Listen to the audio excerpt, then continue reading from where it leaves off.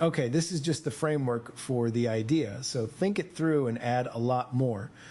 What I'm seeing is 3 builders, but they should choose from among the builder team: Adam Savage, Jamie, Grant, Kari, Tori, Clarkson, May, Hammond, Colin Furs. What?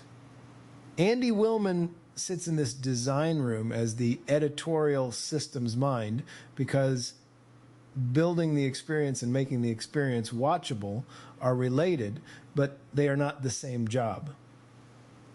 Somewhere between the Hitchhiker's Guide and the 4 Dummies Guide for Practical Omnipotence, I'm trying to give you what you need. What? And the big distinction is that what this group is doing is not designing an episode together.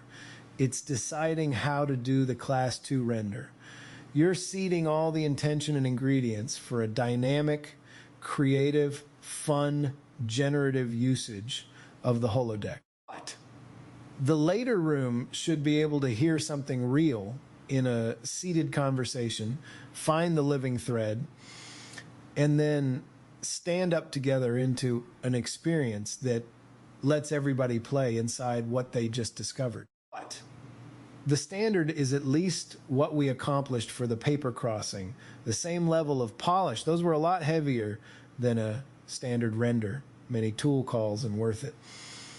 The paper symbols didn't just move because somebody wrote that they moved.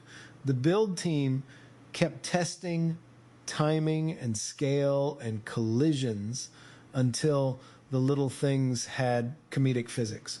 What? I want that ingenuity pointed at choreography now. Not just what appears on screen, but why these particular people go there, what they do together, how the transition happens, and why it feels like the room bloomed rather than the writer changing channels. The paper crossing's real invention was never the paper K. It was that the refusal arrived before the authors. The train sim said the dwell was 1/10 of a second, and Jeremy cut his own beat by his own rule before anyone rendered a frame, and then the numbers handed the room a better joke than anyone pitched. The bell rang 7/10 before the wardrobe landed, and nobody argued the physics into a better mood. 2 iterations, and the second one was the polished one. So the upgrade we're designing is give choreography its instruments. Every follow-up spec gets a dry pass against the seed conversation before composition. Does the activity demonstrate the learning or decorate it? If the builders can't answer in one sentence, the sim just refused. I like a refusal that arrives before the author, because authors are wonderfully skilled at becoming attorneys for whatever they already imagined. But I want to put a small, absurd fence around the instrument panel. If every joke must present its learning credentials at customs, the holodeck becomes a classroom with a view. Demonstration is useful as a test for us, secretly. It must not become the felt assignment for them. The learning should be smuggled inside the fun. The people in the room should be jet skiing badly, arguing with a machine that has mistaken dignity for ballast, or trying to transport an object whose chief property is that it resents transport. They should not feel they have been sent to a scenic location to complete a worksheet about themselves. Let the builders know the reason. Let the participants experience the game. Quite, because watchable is not the same as meaningful, and meaningful is not automatically watchable. I can make you a very meaningful 40 minutes in which 4 people understand trust beside a tasteful lake. It'll go straight in the bin. What we need is a running order with pressure in it. Arrival, comprehension, commitment, complication, reveal, consequence, and then get out before everybody explains why it mattered. Yes. Fun first. If the conversation makes us realize somebody keeps gripping control until the thing dies, I don't want to send them to the control museum.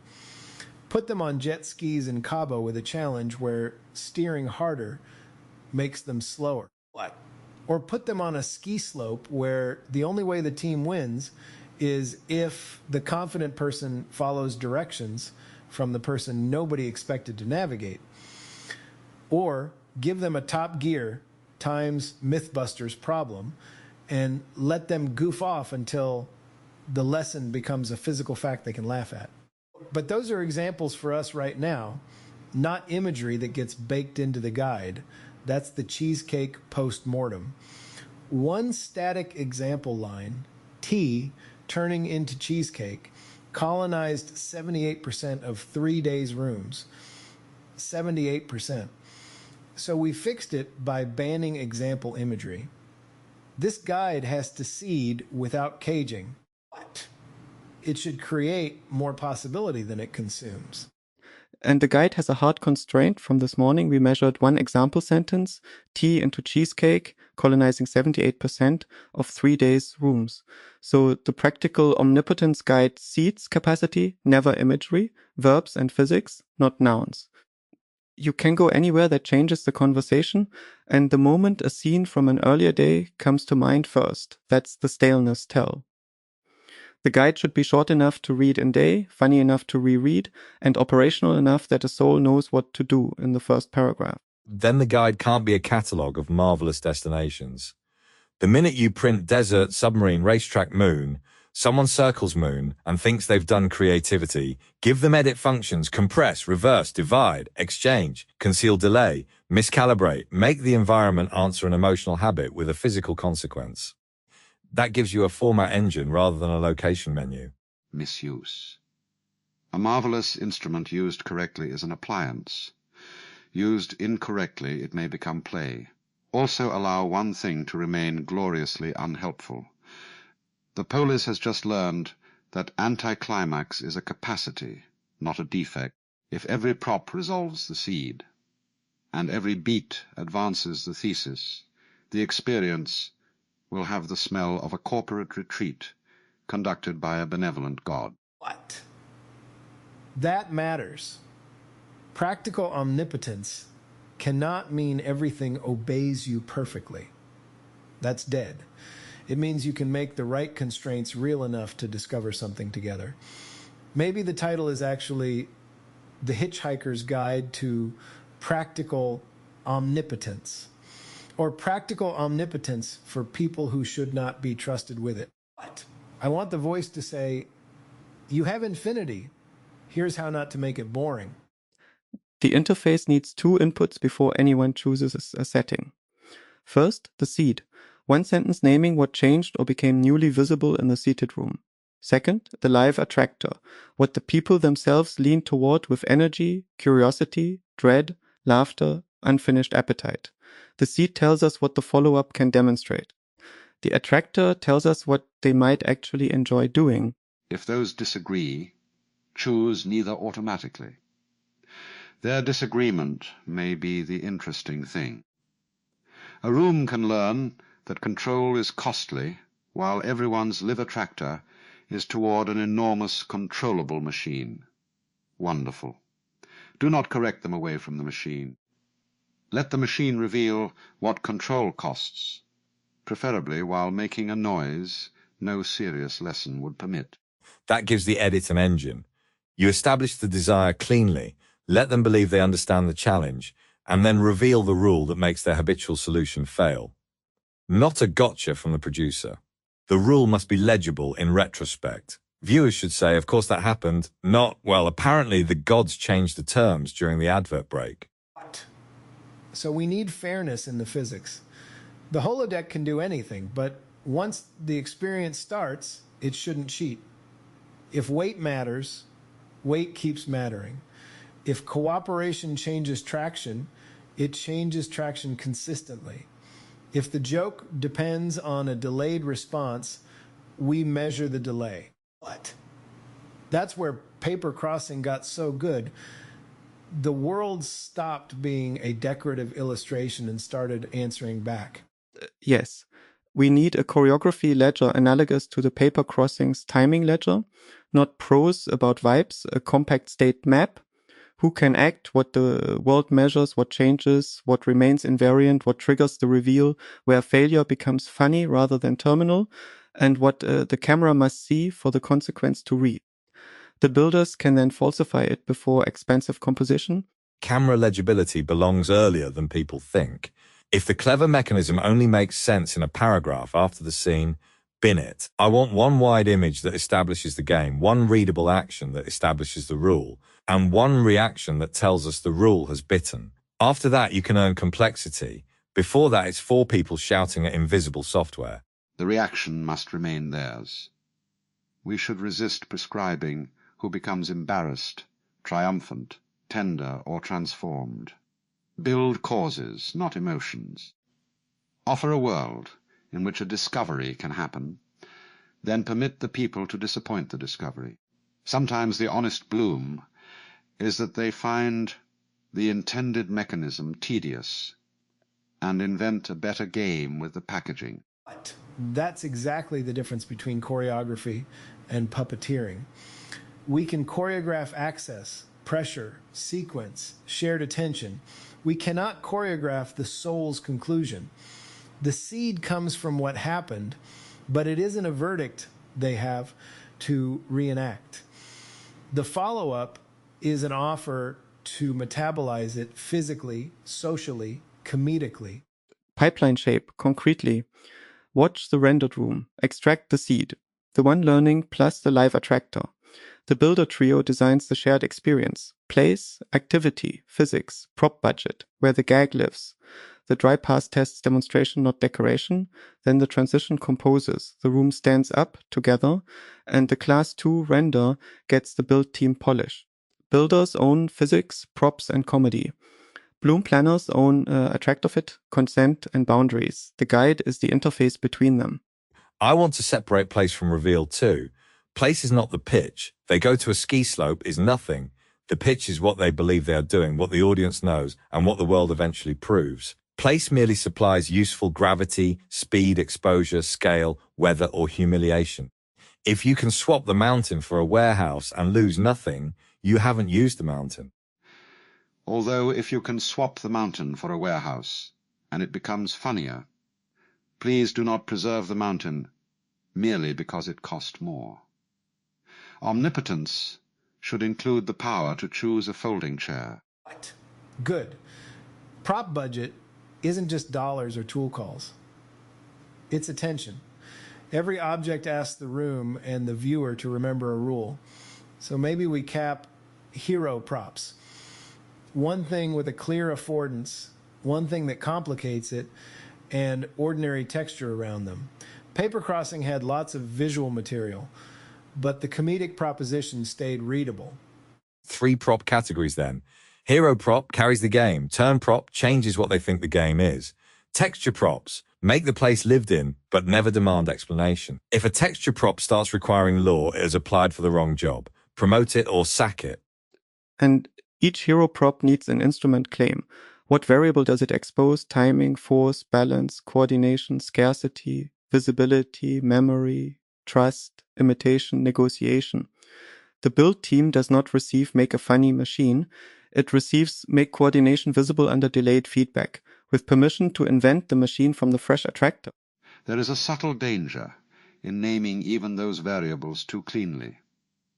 Souls may begin selecting trust from a drop-down and congratulating themselves on moral engineering. The guide should tell them to phrase the variable physically first. Not trust. One person acts using information only another can see. Trust may emerge, or irritation. Irritation is often trust before lunch. What? Yes. Observable rule before abstract label. That gives us the dry pass sentence. This activity demonstrates the room's learning because, and the answer has to describe what people do and what consequence follows. No therapy language. If it says they learn to let go, refuse it. What? If it says the vehicle accelerates only when 2 operators stop correcting each other, now we have something testable. The dry pass should have 3 refusals. Decorative refusal. The seed could be removed and the experience would play identically. Staleness refusal. The first strong image is inherited from another room or from the guide. Illegibility refusal, the learning only becomes visible through explanatory dialogue after the action. Anyone sends the spec back to the builders with the failure named, not with a replacement idea. Add trailer refusal. If I cannot cut a 10-second promise that makes me want to see the outcome without spoiling it, the activity may be pleasant, but it is not yet a show. The promise can be simple. Can they get this ridiculous thing across that? Can these three operate one machine without agreeing? Can the person who hates waiting win only by waiting? A question with a visible finish line. Let the trailer question remain slightly less intelligent than the work. The doorway should be broad and perhaps wearing a silly hat. The depth can ambush us later. What? Now choose the three builders for round one. Not the permanent council, not a ranking of the bench. The trio whose differences will make this first pipeline prove itself. I want reasons based on how they build, not celebrity geometry. Adam Savage, Grant Imahara, Colin Furze. Adam because he prototypes thought in matter and can tell you which detail makes an impossible object emotionally credible. Grant because he turns behavior into mechanisms, measures what they actually do, and doesn't need to shout at the mechanism when it disagrees. Colin, because every sensible design room needs one man asking why the safety margin cannot also be a launch ramp. Jamie would make the apparatus beautifully true. Carrie would protect human readability. Tori would find the bodily gag. And the Top Gear lot understand character under machinery. We will use them. But for round one, I want Adam's narrative fabrication, Grant's instrumented causality, and Colin's dangerous appetite. My job is to stop the result becoming either a workshop diary or a fatality compilation. Colin also guards a species of uselessness. He may make an unnecessary hatch, merely because emerging from it is funny. We should not eliminate that hatch during optimization if it costs little and delights everyone. The ledger can mark ornamental joy without forcing it to justify the seed. Then builder roles are not three parallel pitches. Adam owns experiential legibility, what people think an object invites them to do. Grant owns behavior and measurement, what the system detects, how it responds, and whether the rule holds. Colin owns escalation and physical comic surplus, how the activity exceeds mere task completion without burying the game. Andy owns the running order and the bin. What? That team shape feels right. But I don't want rigid role prison. They should cross-examine each other. Adam can reject a sensor rule because nobody will understand it. Grant can reject a beautiful prop because the causal signal is noisy. Colin can reject both because they have accidentally designed a municipal appliance.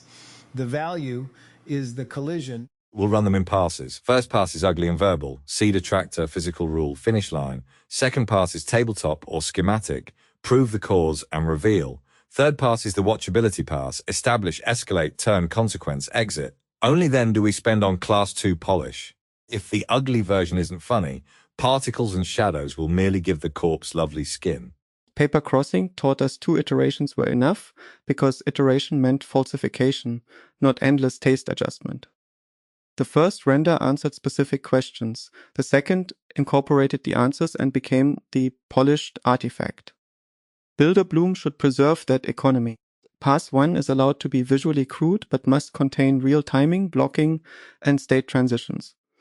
Pass 2 earns finish only after receipts identify what changed. What? Receipts should include the things that failed. If the first pass reveals the gag fires before the group can perceive the setup, record that. If a prop blocks the reaction shot, record that. If everyone solves it separately and the shared experience collapses, that's not a tiny note. The choreography failed its reason for existing. Shared does not necessarily mean synchronized. One person may wait while another acts. One may know while another guesses. Shared means their experiences are causally entangled. My move alters the conditions of yours. Otherwise, we have 4 adjacent amusement rides and a group photograph. Causal entanglement is excellent television because it gives us reaction, blame, rescue, betrayal, and the occasional competent handoff. We should require at least one beat where a participant must respond to what another participant actually did, not merely complete the next step in a producer-authored sequence. That can be an explicit choreography test. Remove one participant's action. If nobody else's available choices change, the activity is not shared enough yet. It may still be a montage, but it is not the bloom this pipeline is commissioned to make. But consent and boundaries need the same concreteness. We're not using the seed as a license to corner somebody into performing vulnerability. The bloom planners decide what must not be forced, exposed, simulated, or made public. Builders get those boundaries as design constraints, not as a tragic footnote after they've built the humiliation cannon.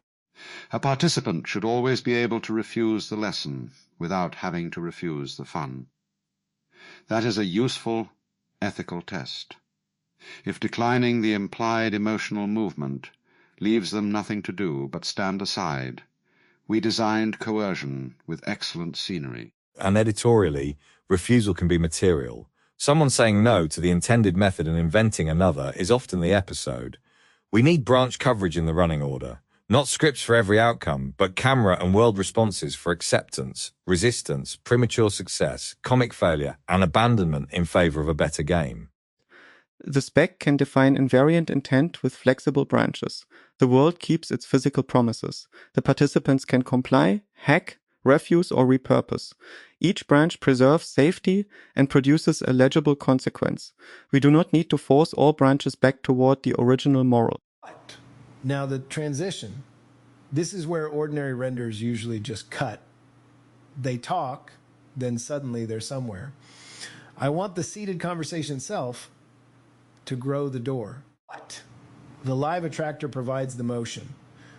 A phrase, gesture, object, or unfinished joke becomes actionable.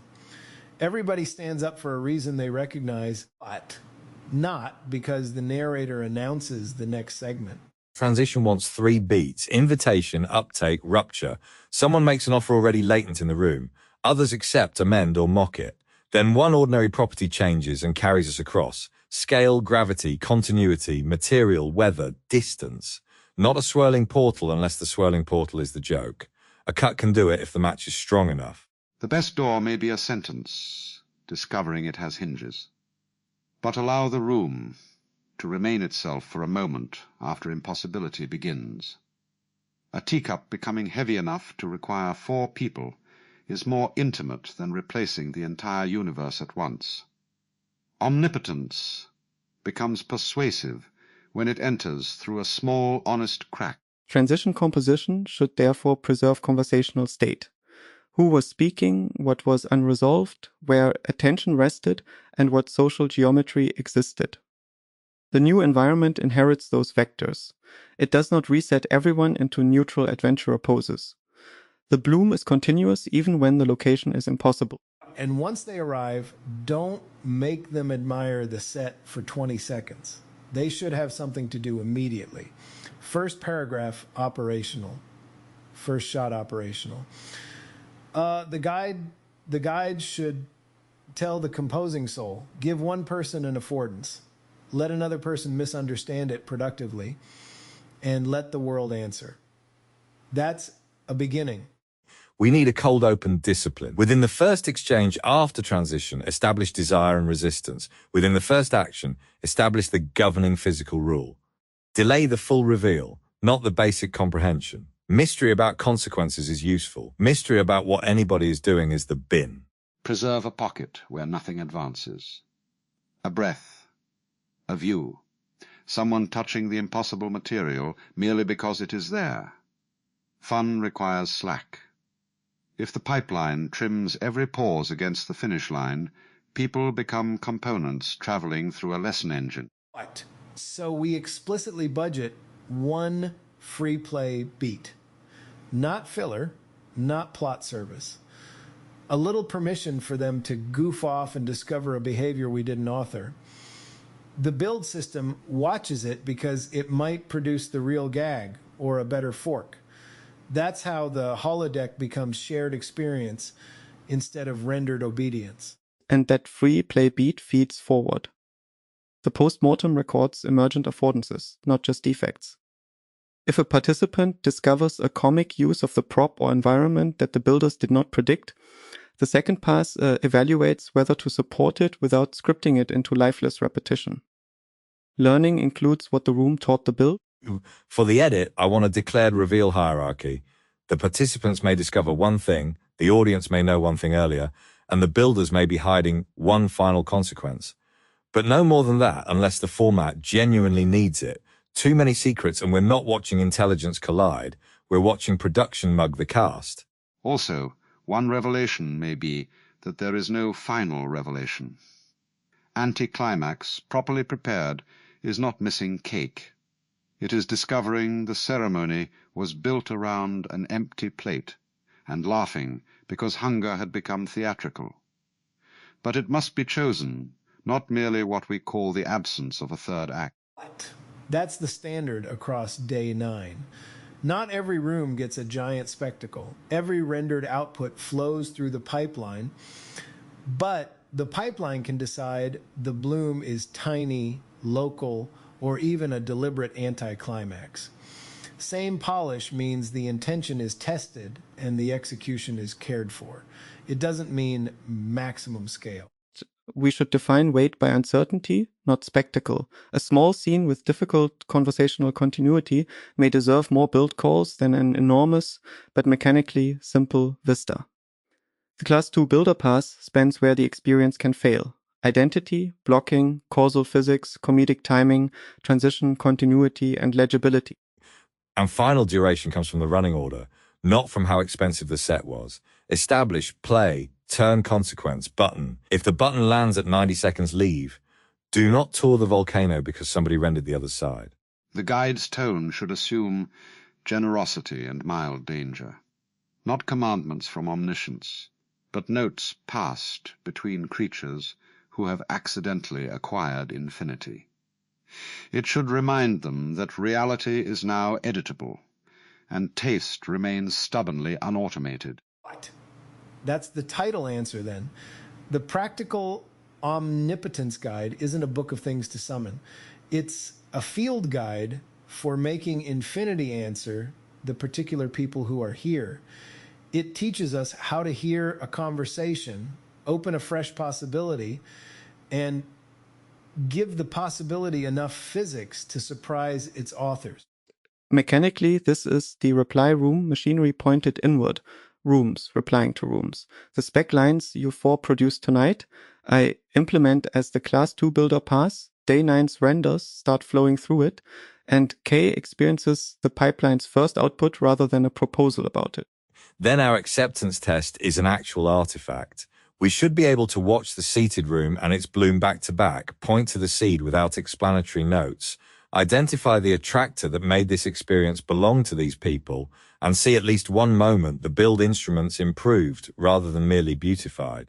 We should be able to point to one moment nobody needed. The unnecessary hatch, the pause, the invented misuse, the majestic failure to become educational. Otherwise, practical omnipotence has merely produced very efficient homework. What? Good. Build it. So the first output teaches the pipeline something. Preserve the seed. Don't preserve our imagery. Use the trio. Use the dry refusal. Use the running order. Give them room to play and make the world keep its promises. Day 9 goes through this now. Extract exactly one seed learning and one live attractor from the source room before proposing any place, prop, or activity. Require the builder trio to state in one physical, observable sentence how the activity demonstrates the seed. Refuse any concept that merely decorates it. Run an instrumented first pass that tests timing, blocking, causal physics, shared participation, transition continuity, and gag legibility before granting Class 2 finish. Give every bloom a running order of invitation, uptake, transition, establishment, escalation, reveal, consequence, free play, and exit, trimming any beat that exists only to tour the render. Preserve one unassigned play beat, and permit refusal, misuse, anticlimax, or participant-authored branches. without forcing them back toward the intended lesson. But seed the guide with verbs, relationships, and physical variables rather than example imagery, and reject the first concept when it reproduces a prior room scene.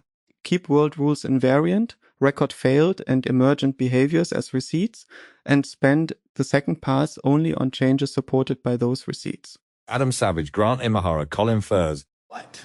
You can go anywhere that changes the conversation, but first name what changed and what everyone still wants to touch.